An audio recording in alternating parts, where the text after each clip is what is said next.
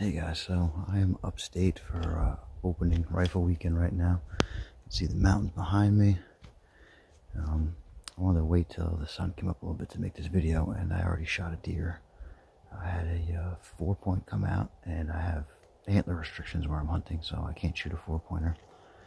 Behind him, there's another buck that came out, and I don't even know if it was a 6 or 8. I didn't look for brow tines. I just saw that he had 3 on the one side, and I took him. I've seen another big 4-pointer. I still have a doe tag, so maybe I can get a doe. So I'm out here today. This is my AR Performance 270 MSR. Number around. So I have the sightmark wraith 4K on this. I got it in the power bank right now. First time hunting with a digital scope, so I do have my 308 in the backpack. I wanted to hunt with my 308, but I couldn't get the 4K set up on there in time.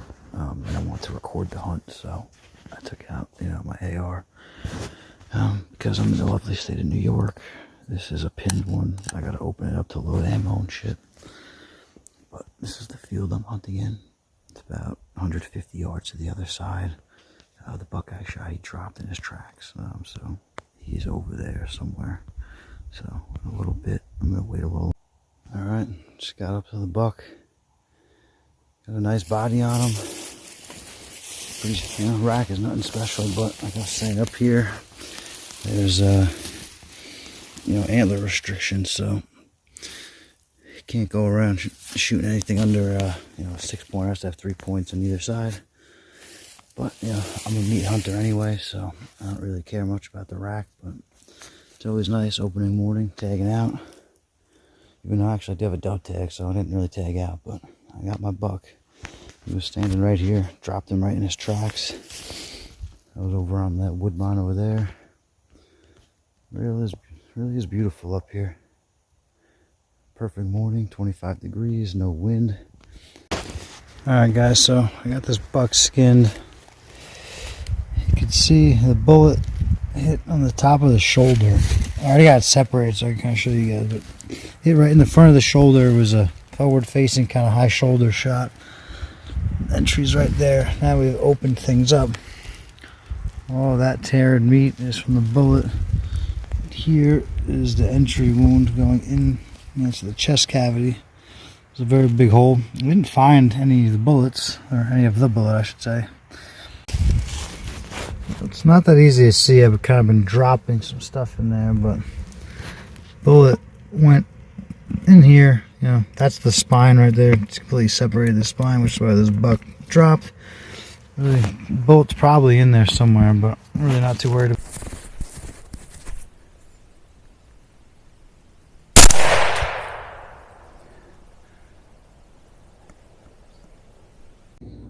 Alright guys, so that last little clip was, me shooting a doe.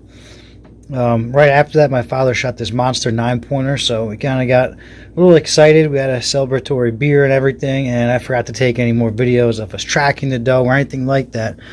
As you can see in the video, she was quartering towards me, and I probably should have aimed a hair further forward. Anyway, when I was gutting her, this is the bullet. I found it right in her lower intestine. Took out the first along the entry side blew the liver completely in half, and then somehow it did not break the stomach or anything like that, but I found it down the lower intestines when I gutted her.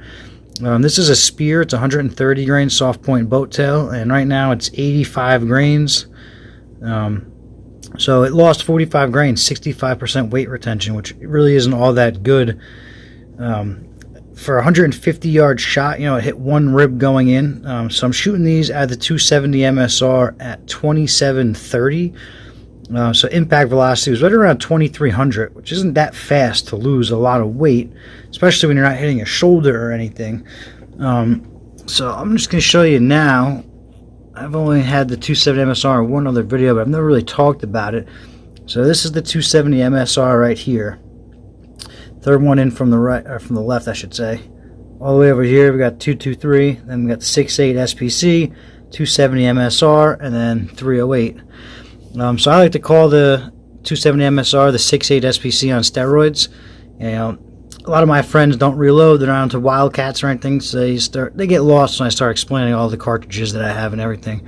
So that's the easiest way for me to explain it to them. But anyway, with this gun has a 20-inch barrel, and I have a 20-inch 6.8 also, and I'm getting 200 feet per second faster than the 6.8. So you got more energy. It helps you reach out a little bit further, which honestly I don't really need it hunting here in New York. Most of my hunting is close range. You know, for early bear season, when I'm running around the mountains just hiking around nonstop, I take my 6.8. I take my 16-inch 6.8. It's lighter. It's easier to maneuver. But this year I wanted to try it, and the main reason I wanted to try it was I wanted to get a video with this sightmark wraith 4K. So this is my first year ever hunting with a digital scope. So like I showed you guys in that one video, I brought my 308 in the woods with me. God forbid this thing froze, broke, or something. Like, I didn't want to be stuck up there. So between a backpack, you know, water, 2 guns, like it was a little bit stuff to carry. And I do like it. It worked good. My only gripe about it is, you know, right here is the focus ring. So it's a camera and you got to focus it. It'd be nice if there's an autofocus. So when I set up in the field, I got everything perfect, you know, set for 150 yards, which is the end of the field. And at one point, this 4-pointer came out about, you know, he came out about 50 yards out and walked right, I don't know, he walked right up to me. It was the weirdest thing ever. I was walking to get my deer, and this deer comes out of the woods, and I'm just standing in the middle of the field at this point, and it's walking towards me. I was using some acorn attractant spray. I don't know if it really attracted him that much, but when he got close, like, I could have shot him, but you couldn't see his antlers anymore.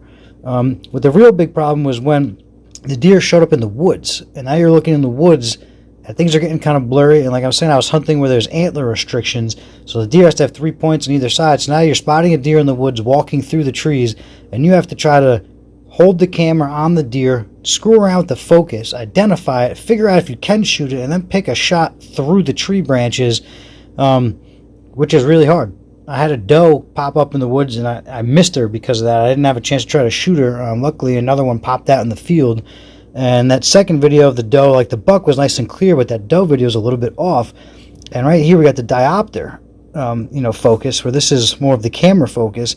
And I guess walking up through the woods, this got hit on something, which you would think it can only move a little bit.